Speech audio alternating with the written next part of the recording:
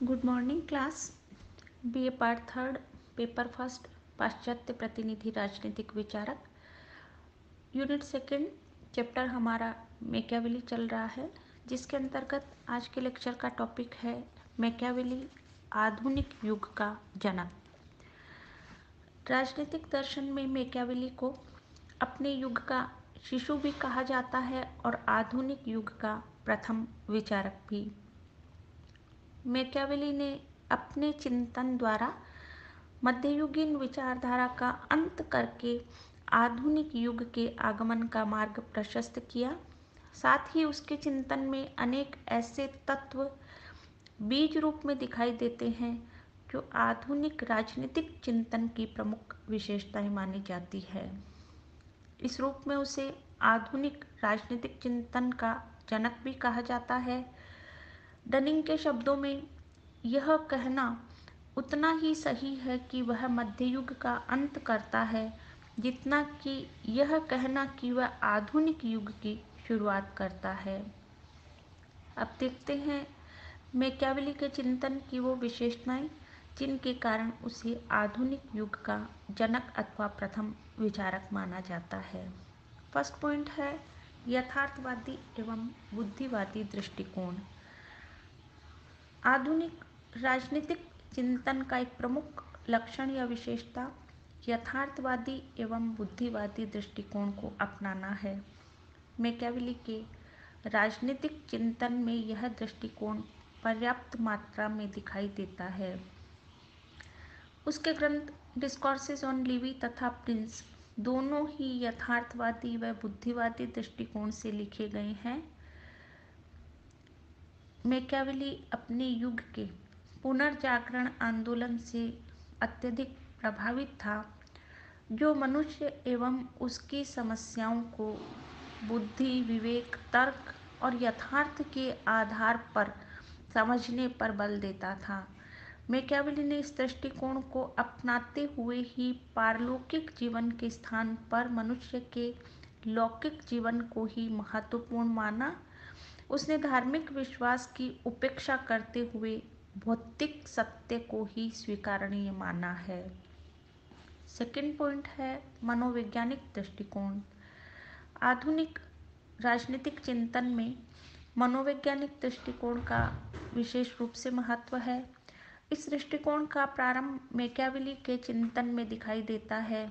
उसने मानव स्वभाव को अपने चिंतन का आधार बनाया है। उसका मत है कि मनुष्य स्वभाव से स्वार्थी और दुष्ट प्रवृत्ति वाला है और वह भय व शक्ति के तत्वों से संचालित होता है और इसलिए वह शासक को उपदेश देता है कि राज्य में व्यवस्था बनाए रखने की दृष्टि से प्रेम की तुलना में दंड शक्ति का विशेष महत्व है। नेक्स्ट पॉइंट है आधुनिक अध्ययन पद्धति को अपनाना। आधुनिक युग वैज्ञानिक अध्ययन पद्धति का युग है, जिसके प्रमुख आधार है यथार्थवादी दृष्टिकोण और मूल्य निरपेक्ष अध्ययन। हालांकि आधुनिक अर्थों में मैकियावेली की अध्ययन पद्धति पूर्ण वैज्ञानिक नहीं है, परंतु उसकी अध्ययन पद्धति में यथार्थवाद एवं मूल्य निरपेक्षता के लक्षण पाए जाते हैं। मैकियावेली ने मध्ययुगीन धर्मशास्त्रीय एवं निगमनात्मक पद्धति को पूर्णतः अस्वीकार किया, जो मूलतः अवैज्ञानिक, दार्शनिक व आदर्शवादी पद्धति थी।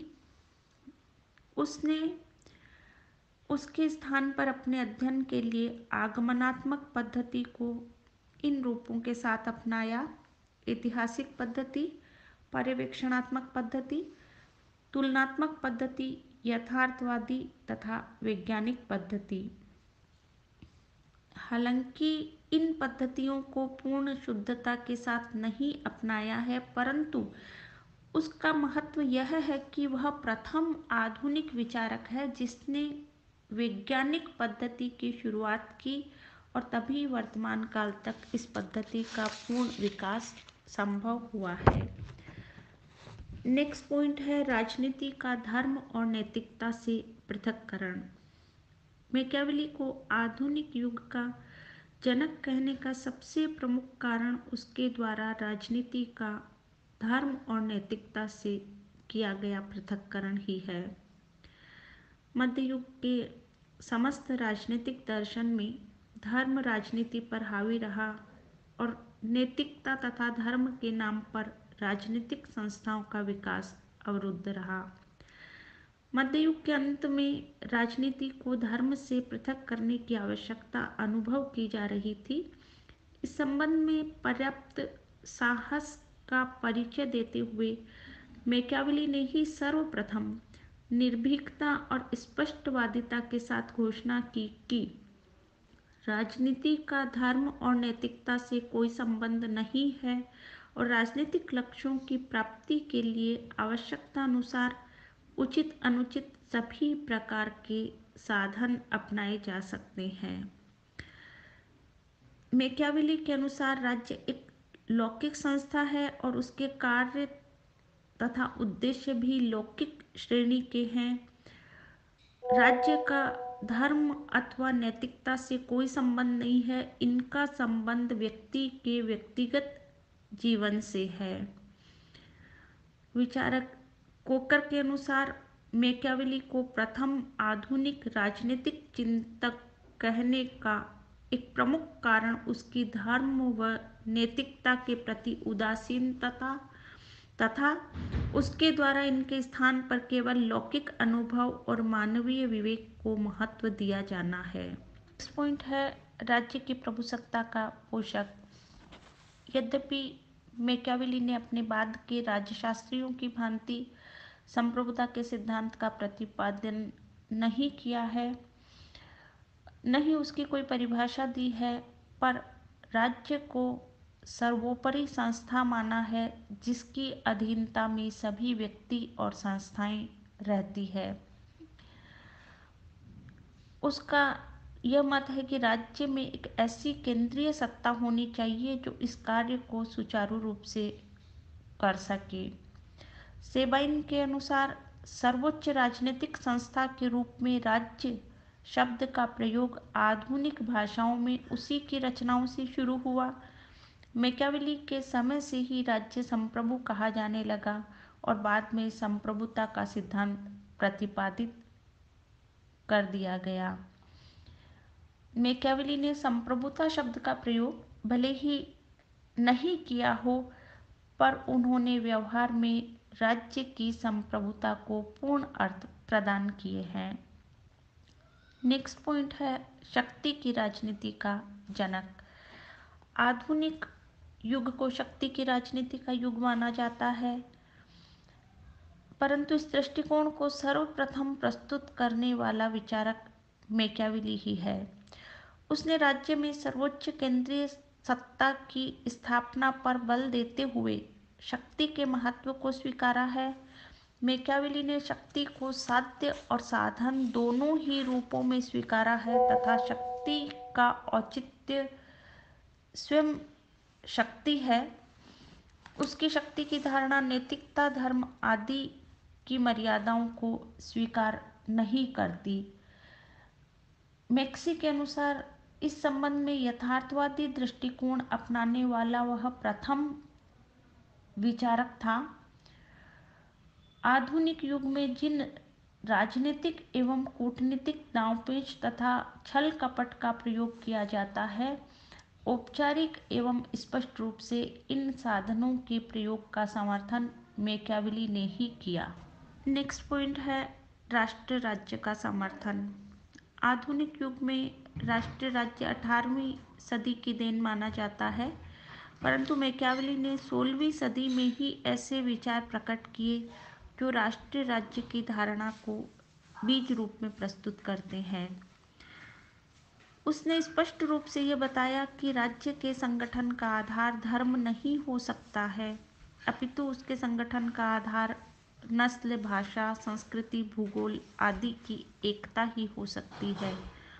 आधुनिक युग में मुख्यतः इन्हीं तत्वों को राष्ट्रीयता का आधार स्वीकार किया जाता है और आधुनिक राष्ट्र राज्य का निर्माण भी इसी आधार पर हुआ है।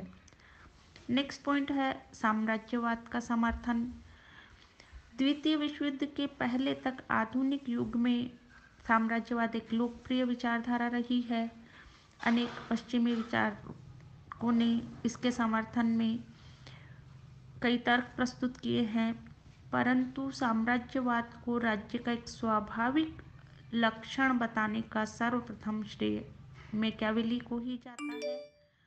उसने स्पष्ट रूप से कहा है कि स्वस्थ राज्य सदैव अपना विस्तार करता है और जो राज्य अपना विस्तार नहीं करता वह पतनशील राज्य है। मैकियावेली के बाद हीगल ने भी राज्य के लिए विस्तारवाद को जरूरी माना। पॉइंट है व्यक्तिवाद का पूर्वगामी। मैकियावेली के चिंतन में ऐसे तत्व हैं जिन्हें व्यक्तिवाद का आधार कहा जा सकता है। मैकियावेली ने निजी संपत्ति की संस्था का समर्थन किया है। प्रजा के धन को किसी भी स्थिति में नरेश को नहीं लूटना चाहिए। वह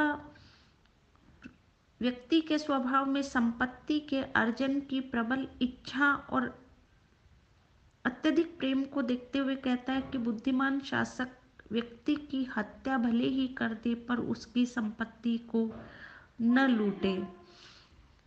इसके अतिरिक्त उसका मत है कि राज्य को स्वयं वाणिज्य व व्यापार का कार्य नहीं करना चाहिए, अपितु उसे इनके उत्थान में सहायता देनी चाहिए। तो ये दोनों ऐसे प्रमुख लक्षण हैं जिन्हें आगे चलकर लॉक ने अपने राजदर्शन में स्थान दिया और आधुनिक व्यक्तिवाद का दर्शन प्रस्तुत हुआ। नेक्स्ट पॉइंट है भौतिकवाद तथा उपयोगितावाद का पुरोगामी। मैकियावेली के चिंतन में आधुनिक भौतिकवाद तथा उपयोगितावाद का प्रारंभ दिखाई देता है। उसका मत है कि पारलौकिक सुख की धारणा एक भ्रम मात्र है और यह लौकिक जीवन ही सत्य है। सभी व्यक्ति दुख से बचना चाहते हैं और सुख की कामना करते हैं। सुख मात्र भौतिक व ऐन्द्रिक ही होता है। आधुनिक उपयोगितावादी विचारधारा भी यही स्वीकारती है कि व्यक्ति दुख से बचना चाहता है और सुख प्राप्त करना चाहता है। अतः राज्य का दायित्व है कि वह इस दृष्टि से व्यक्ति की मदद करे या सहायता करे। लास्ट पॉइंट है संघ राज्य का पूर्वगामी। मैकियावेली की विचारधारा में आधुनिक संघ राज्य के पूर्ण लक्षण प्राप्त नहीं होते हैं, परंतु उसने विजित राज्यों के कॉमनवेल्थ की धारणा का उल्लेख किया है। इस धारणा को ही आधुनिक संघ राज्य की धारणा का पूर्वगामी कहा जा सकता है। मैकियावेली का मत है कि प्रिंस यानी शासक को विभिन्न राज्यों को जीतकर अपने अधीन कर लेना चाहिए। इसके बाद उसे एक संघ राज्य की स्थापना करनी चाहिए। प्रिंस को चाहिए कि वह इस संघ राज्य की इकाइयों में सत्ता का कुछ अंश वितरित कर दे और केंद्रीय शक्ति स्वयं अपने पास रखे। राज्य के शासन में सत्ता को दो स्तरों पर सुनिश्चित विभाजन ही आधुनिक संघ राज्य का प्रमुख लक्षण है। मैकियावेली मध्य युग तथा आधुनिक युग के संधि काल का ऐसा विचारक है जिसके चिंतन में मध्य युग के अंत तथा आधुनिक युग के प्रारंभ के लक्षण दिखाई देते हैं। मैकियावेली के संबंध में W.T. जोन्स का यह कथन कि मैकियावेली अन्य किसी विचारक की तुलना में इस तथ्य के बावजूद कि वह मुश्किल से ही एक राजनीतिक सिद्धांतवादी है, आधुनिक राजनीतिक सिद्धांत का जनक है। तो इस प्रकार मैकियावेली की आधुनिकता इस बात से स्पष्ट होती है कि जिन सिद्धांतों और नीतियों का उसने समर्थन किया उन्हें आज के शासक, राजनीतिज्ञ, राजनयिक आदि सैद्धांतिक रूप से भले ही अस्वीकृत कर दे, परंतु व्यवहार में राज्य के राजनयिक संबंधों, युद्ध और अंतर्राष्ट्रीय सम्मेलनों में वे कमोबेश इन्हीं का प्रयोग करते हैं। आज का ये टॉपिक कि मैकियावेली आधुनिक युग का जनक, और इसका जो प्रीवियस लेक्चर था मैकियावेली अपने युग के शिशु के रूप में, एग्ज़ाम के पॉइंट ऑफ व्यू से ये दोनों ही लेक्चर बहुत इम्पोर्टेंट है, इसलिए आप इनको ध्यान से सुनिएगा। Thank you so much.